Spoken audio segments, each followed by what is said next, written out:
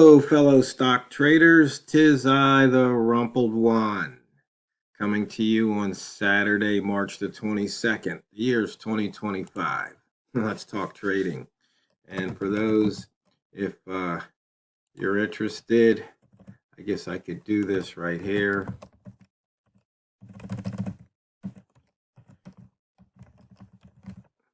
That's my email address. Anyway, I wanted to talk about stock picking versus stock trading. I think if you're here on Stock Venture, chances are you're a technical type trader, meaning you're going to look at indicators versus looking at the fundamentals such as price to earning ratio and all that stuff. Now, I could be wrong. You could do a little of both. And there's nothing wrong with any of those methods. Every method has its pluses and minuses and what's interesting about it. I'm more of what they've come to term a quant. I think I was doing that before the term even started. If you look back at my post, back when I was doing that never lose again thread, and I talked about the buy zone. It's basically statistics. Everything that I do is based on statistics. And just so you know, statistics have to do with history. Probability has to do with the future. And in trading, there is no probability. People say, well, it's 50-50 chance it could go up, go down. No, it can just go up, down. There is no probability. It's not like dice where, there's a 1 out of 6 chance when you roll one die, you're going to get any one of the numbers. There's a probability that if you roll that same die, 2 times in a row, that there's only a 1 out of 36 chance that you're going to roll that same number 2 times in a row. It's just that simple. In other words, you're going to get a 5 followed by a 5. But on any one single roll, you got a 1 out of 6 chance of getting a 5. It's just that simple. So, in stocks, what I look for is stocks that, how high they go up from the open, the previous close, and does that distance give me enough room to make money and to get in and get it out quick? Because you see, a lot of traders talk about risk reward, but the thing is, what they don't usually talk about is at risk. And when you have an open trade, your money is at risk. There's lots of things that can happen. If you've ever been in a trade when there's a stock halt, when that halt is taken off, it's not pretty. It can, well, at least unless you're short, usually. I mean, I got my face ripped off one time. I broke a rule. I was trading a stock that I never heard of before based on somebody else's recommendation, and had a halt, and I didn't know what was going on. The next thing I know, I was down $5,000 because, most of the time when I was trading stocks, back in the 2000s, I was trading a minimum of 1,000 shares. Because I mentioned, if I can make a dime off 1,000 shares, I can print $100 bill. And I got pretty good at printing $100 bills. But anyway, the thing about it is you have to know what you're going for. That's part of your trading plan. But just to know the nature of whichever stock or stocks you're trading. And back then, when I was day trading stocks, I just traded the same stock over and over and over. I wasn't part of the stock de jour club, stock of the day. Oh, this stock's going to be hot today. Even though I did start a thread out here on these hot stocks, and the reason I did that, oh, that's just the trading, hit the wrong button. the hot stock hunt, because there are a lot of different places here to talk about stocks. And, so I'm just kind of curious if any of them are any good. So, here's one here to pick these 10 best day trading stocks to invest in. Now, it's kind of an oxymoron. Day trading is, in and out within the same day. Usually you don't hold overnight. And a lot of times you're in it for, these high frequency algorithms or robots, they're in it for seconds. You know, um, but usually, you might be in it for a couple of minutes, maybe 5, 10 minutes.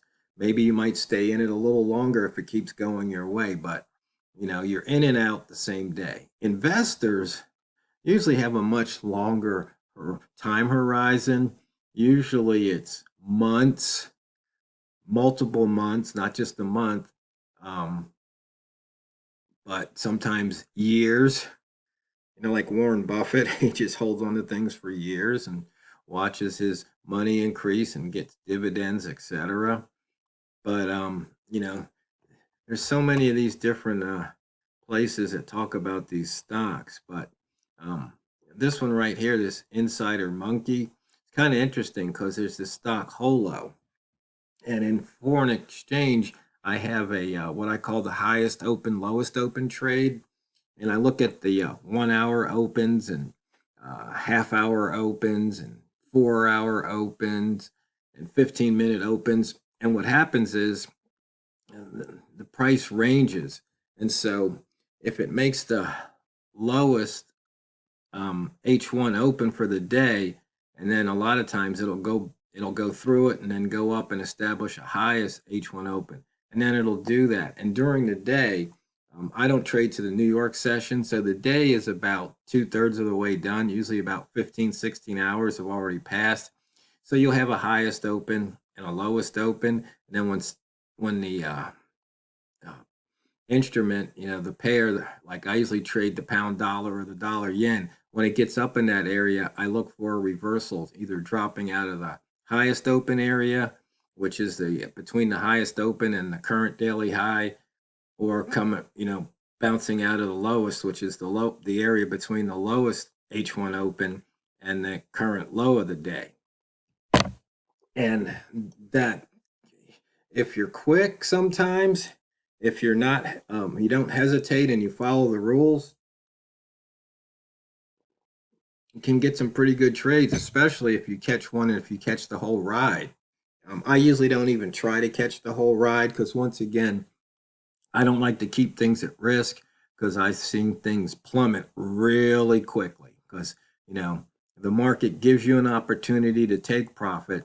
But if you don't take that opportunity when the market presents itself, it'll take it right away, right back. And this Holo stock um, is kind of a good example, especially yesterday. And I've been trading this for, I think, a couple of months now. But what happened yesterday was it opened at 0.726 and it ran all the way up to 121. Well, that's almost 50 cents on a stock that's less than $1. That's a huge return. And it closed at $1. So, from basically a 32% increase over the day before. So let's see, it closed at 75.6. So it actually opened down, gapped down on that open, and then just shot straight up. And so, those opportunities, they're not once in a lifetime. They're, if you look at some of the stocks that I trade, it's more like once a week because that's one of the things I track. Is that 10% pops per week. How many times does a stock pop 10% or more in a week? Once, twice. And you look at the last 8 weeks or so, and it's like, hey, if you see it's done that, more often than not, and that's a nice little stock to trade. And then if you look at it here, though, I mean, it's had a big come down I don't know if they did something to the shares, but I mean, that's a huge drop. But since then, it's been kind of interesting to trade. That's for sure. And, if you want to look into the filter, so what I'm doing here is find out the date that the article was published, and you can use the date offset, and then you set the date so you can put that price right there on the plot or on your chart so you can see how it's done since then. And then, of course, I like to find out if it's doing a turn trade, which I've explained before, and that, the minimum volume, I don't want it to be below 1 million at all in like the past 30 days. A lot of times I'll use 100, but sometimes in some of these movers, they just start to move. And so let's just look at the last 30 days. I don't want to catch something, and it's only done that the last 5 days because it could go back to where it was. But some people might want to. And that's up to you, the trader.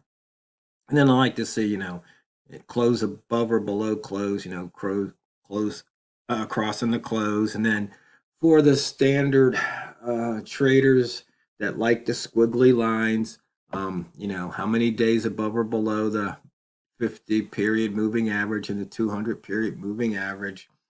I don't use those squigglies, but way back when I was a squiggly junkie, like a lot of people, but now I kind of laugh at myself. But the thing is, it doesn't really matter what you trade, it's really how you trade it. Something I like to say a lot. And then we have the weekly open, the monthly open, and the yearly open.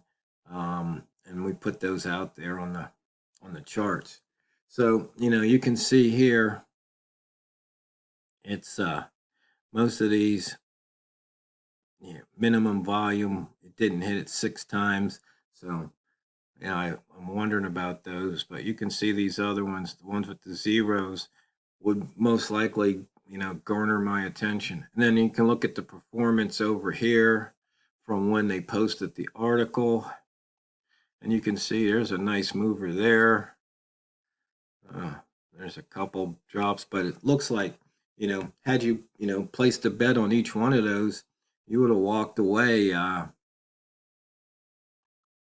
with some money. So if you put $1,000 on each one of these stocks, this pretty much wipes out each other. So, and then you've got a minus 18, you got a plus 17, so that's pretty much a wipeout. Then you've got this 3 that would take the difference there, but then you've got a 61 and a 10. So, there's some profits to be had on some of these, but how long you hold them is up to you as a trader. So that's just one of the things, though. But are you really a trader, or are you just trying to pick stocks? Because usually, once I find one or two of these, that's all I trade. I don't need to trade anything else. Because I used to call it like milking the cows. The farmer gets up, goes out in the morning, milks the cows, then in the evening milks the cows. Same cows day after day. Well, it's stocks. Being a hard trader, that's what you want to do because you really want to learn, the timing of the stock, and what it does at certain levels. And you can only do that through experience and being there in the moment. But other traders, they might have a job to go to. So they might buy at the close of the day and then, come back and then next and already put their take profit in. And so it's kind of a look, ma, no hands. You enter the trade, you've got your take profit set in, you got your stop loss preset. So it's look, ma, no hands, and maybe you make money and maybe you don't. You got to figure that out on your own. So anyway, for those of you who are just tuning in, my videos, they're no longer than 15 minutes, and we're just about up. So if you have any questions, like I said, post them here in Stock Fetcher or post them on the video, and I will do my best to answer them. And like I said earlier, it's not what you trade, it's how you trade it. And stock traders, may all your fills be complete. This is the Rumpled One, over and out.